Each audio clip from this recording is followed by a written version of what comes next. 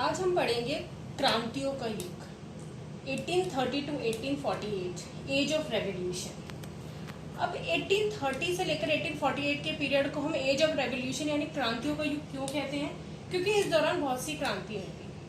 तो ऐसे हम पहली क्रांति पढ़ेंगे, first upheaval in France in जुलाई 1830 यानी प्रथम विद्रोह फ्रांस जुलाई 1830। अब आप जानते, हमने पढ़ा है ट्रीटी ऑफ वियना। नेपोलियन को हराने के बाद जितने भी यूरोपीय शक्तियां थी यानी यूरोपियन पावर्स यानी जैसे प्रूशिया, रशिया, ऑस्ट्रेलिया और ब्रिटेन, इन सब ने मिलकर एक ट्रीटी ऑफ वियना साइन करी थी 1815। वियना संधि साइन करी थी, जिसके अनुसार उन्होंने क्या साइन किया था कि ट्रेडिशनल जो भी पारंपरिक सिस्टम था उसको दोबारा से वापस लाया जाए। तो पारंपरिक सिस्टम यानी ट्रेडिशनल सिस्टम क्या था? पहले फ्रांस में क्या होता था? मोनार्की सिस्टम यानी राजशाही, तो यानी वो वापस लेकर आए। तो जो रूढ़िवादी सत्ता थी उन्होंने कौन सा सिस्टम वापस लेकर आए? Monarchy system. ठीक है, तो वो मोनार्की सिस्टम वापस आया। तो पहले कौन सा सिस्टम यानी कौन सी डायनेस्टी होती थी? बूर्बो डायनेस्टी, जिसका राजा था लुइस 16। तो उन्होंने बूर्बो डायनेस्टी एस्टेब्लिश कर दी वापस, और उसका राजा किसे बना दिया? लुइस फिलिप को। लेकिन जुलाई 1830 की क्रांति हुई, जिसमें जो बुर्बो सत्ता थी उसको उदारवादियों ने यानी लिबरल रेवोल्यूशनरीज ने उखाड़ फेंका यानी खत्म कर दिया। और जो लुइस फिलिप था इसको कॉन्स्टिट्यूशनल मोनार्क बना दिया, यानी उसकी जो पावर्स थी, राजा की पावर्स को कॉन्स्टिट्यूशन यानी संविधान ने उसको लिमिट कर दिया, यानी वो राजा जो है वो कॉन्स्टिट्यूशन संविधान के अनुसार कार्य करे।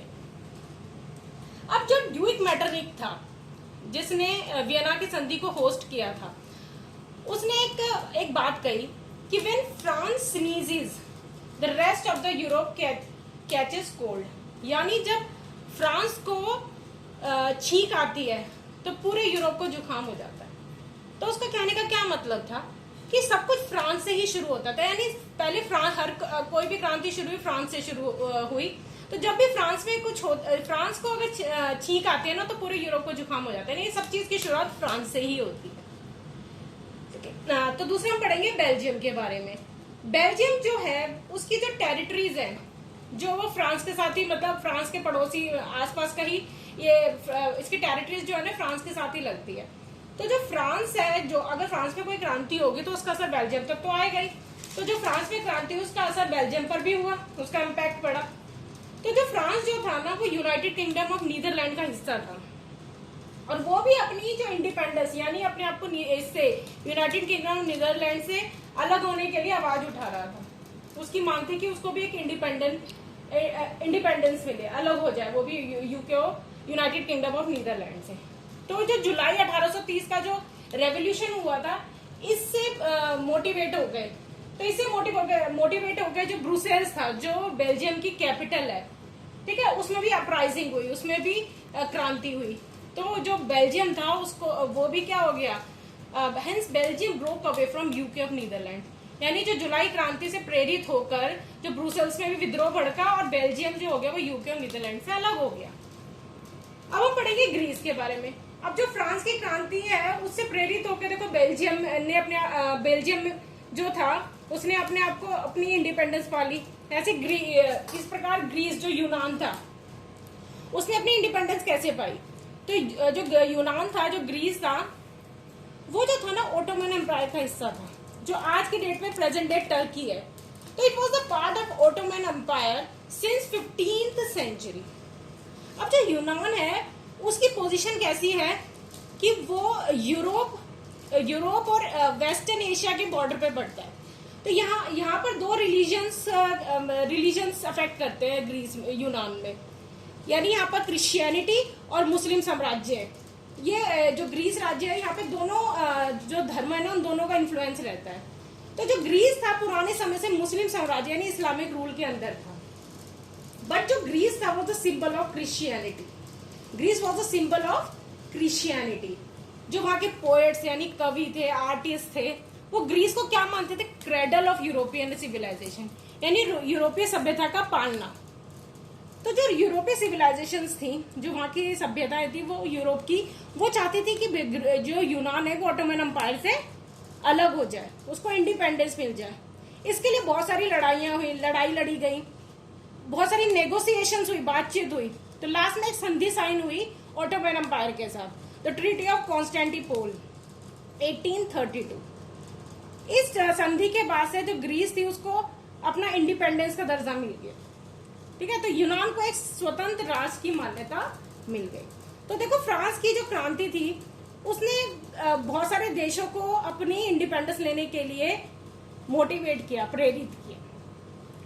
अब आगे हम पढ़ेंगे romantic imagination and national feeling, यानी रोमानी कल्पना और राष्ट्रीय भावना। रोमानी कल्पना और राष्ट्रीय भावना, romantic imagination and national feeling.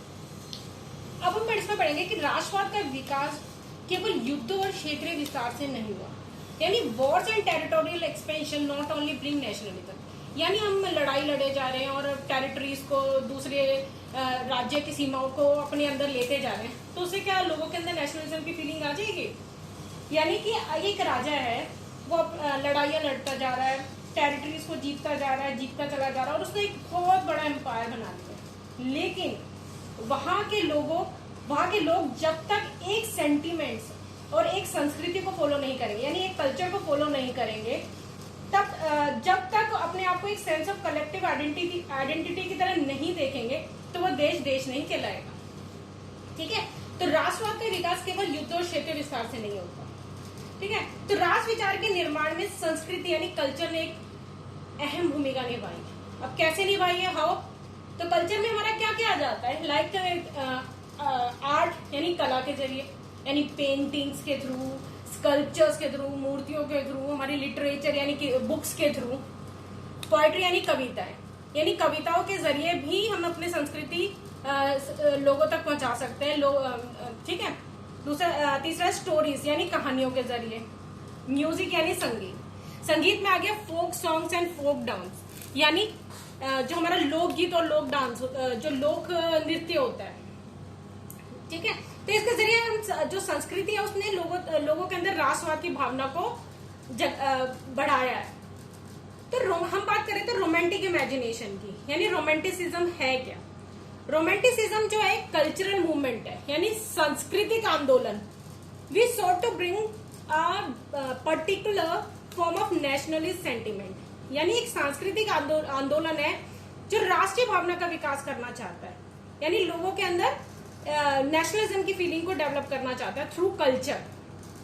लेकिन ये जो रोमांटिसिज्म है ये साइंस, यानी ये जो साइंस एंड रीजनिंग होती है इसको क्रिटिसाइज करता है, यानी वो इसको नहीं मानता।